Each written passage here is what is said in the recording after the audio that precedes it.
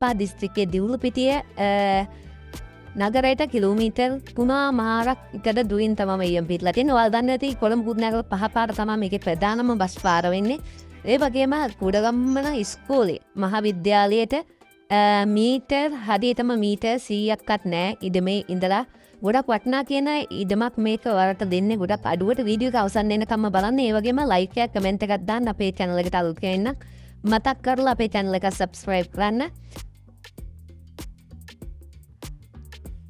වඩ පේනට ගොඩක් වටිනා කියන ගස් රාශියක් තියෙනවා. මේකේ තියෙන පොල් ගස් 6ක් 7ක්. ඒ වගේම කොස් ගස් 5ක් විතර තියෙනවා. ඒ වගේම ගොඩක් වටිනා කියන ගස් රාශියක් තියෙනවා. වල පේනවා ඇති. මේකේ සාමාන්‍ය පොඩි පවුලකට පදිංචි වෙන්න පුළුවන් තත්ත්වය තියෙනවා. කරන්ට් එක තියෙනවා, වතුර තියෙනවා. ඒ වගේම කුස්සියයි කාමරේ සාලේ තියෙන පොඩු කුඩා නිවසක් තියෙනවා. අත්තිවරම දාලා තියෙනවා. ඉතුරු කැලේ ටිකකට ඔයාලට පුළුවන් ඒක හදා ගන්න ඕන නම් එහෙම කරගන්න.